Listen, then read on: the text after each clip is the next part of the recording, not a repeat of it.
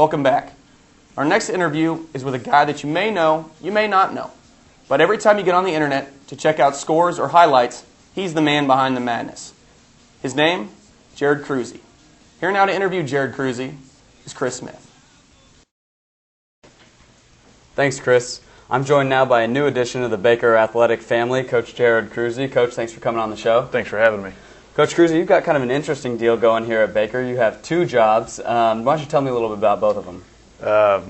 I guess I got here in the spring last year after leaving Emporia State and started with the football team, and this summer kind of fell into the sports information job also. They were creating a position there, so something that I had a little knowledge of but never had actually done it hands-on myself, and so it's been a learning process as we went along here. Let's talk a little bit about your days at Emporia State. You played safety there. Tell me a little bit about your college experience, and then after there you coached also. Tell me a little bit about your days at Emporia State. Previously to Emporia State, I actually played at Coffeyville Junior College, and then I had a chance to go to Emporia State and play there. After getting done playing there, I jumped right into coaching. The coaching staff that had coached me actually left and went to Southern Illinois, and the offensive coordinator that was there at Emporia took the head coaching job, and I had an opportunity to step in and start coaching right away. I guess I was there for about 7 years, coaching the secondary after I got done playing. So after you really established yourself at Emporia State, what brought you to Baker? Actually, my wife is finishing up her residency at KU Med, so we, even a year and a half ago, before coming to Baker, we moved to Gardner, and I drove back and forth to Emporia that last season, and the drive got pretty long, and it's quite a commute. Yeah, I had to find a situation, within driving distance from Kansas City, and got with Coach Grosser, and we talked, and had a good situation, and really liked him, and here I am. Yeah, you mentioned Coach Grosser. The defense has had an incredible season so far, shut down some really high-octane offenses. Talk to me a little bit about your relationship with Coach Grosser and defensive coordinator Coach Thorne. I really enjoyed both of those guys.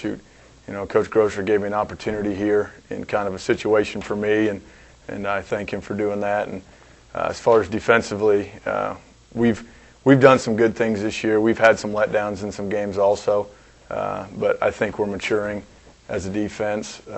We're still young. If you look at our defensive line, we're playing with freshmen and sophomores up there. And in the secondary, I think we only have one senior. We got a couple seniors at linebacker, but we came together, and those guys believe in each other right now, and I think that attributes a lot to our success over there. As far as Coach Thorne goes, I enjoy working with him a lot. I've worked with a lot of guys on the defensive side, and he's as good as anybody I've worked with, and I think we've kind of got on the same. It took a couple months, but got on the same page with some things, and we're starting to think the same and finish each other's sentences. So when you get to that point, you're getting to be on the same page. So I think that's worked well also.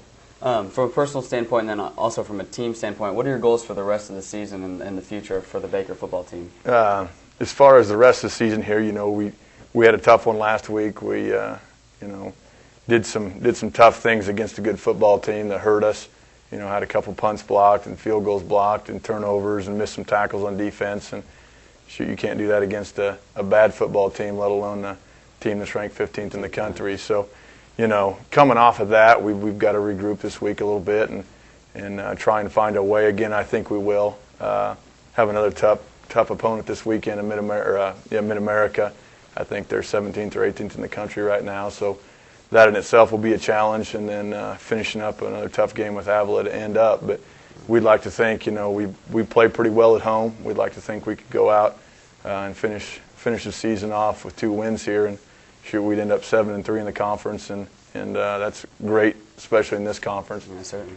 So as far as next year, I think, like I said, we've got some good young players. We'll bring in some guys in the recruiting process and look to improve upon this year's season. Now, as the defensive back coach, are you directly involved in the recruiting, or how does Coach Grosser's recruiting process work? I haven't been real familiar. I got here at the end of recruiting last year, so I haven't been real familiar with how they do things. I know they have assigned areas. I had some different assigned areas when I was at Emporia and Nebraska and Western Kansas and Chicago and some of those areas. But with the sports information end of it, I'll do some recruiting as much as I've done in the past.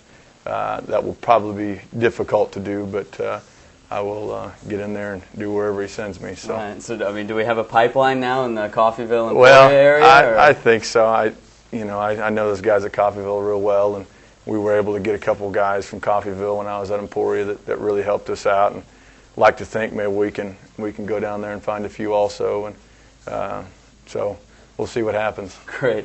Let's switch gears a little bit now, talk about your other job here at Baker, Sports Information Director. Can you just give me a rundown of your average day there? I think a lot of people don't know exactly what a Sports Information Director does, but you certainly are a busy guy. Tell me a little bit about that. That's a good question, Chris, because 3 months ago I didn't know exactly what they did either. I've kind of learned as I went here. The most difficult thing about it's been is there hasn't been a full-time Sports Information Director set in place here before, so the hardest part of my job right now is setting procedures and protocol for, what it needs to be and trying to figure out on my own, what's the most efficient way to get things done as far as, statisticians and reporting stats and website stuff with that, scheduling and some of those different things.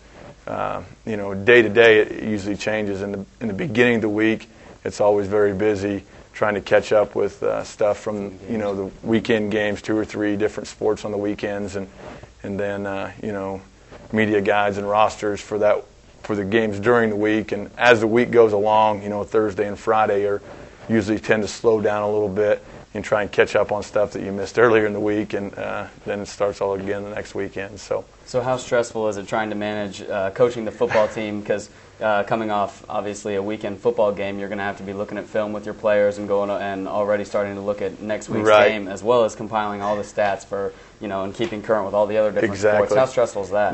That's been the most difficult thing. I knew going into it that it would be a pretty big challenge, and you just time management's the key there, and you don't want to slide either one, and so it ends up you end up working a lot of hours. But with my wife in her residency right now, she's not home anyway, so I don't have anybody complaining about me not being home. So just try and get it all in and be as efficient as possible. And I've drew upon some guys in the football office also to help me out with some things.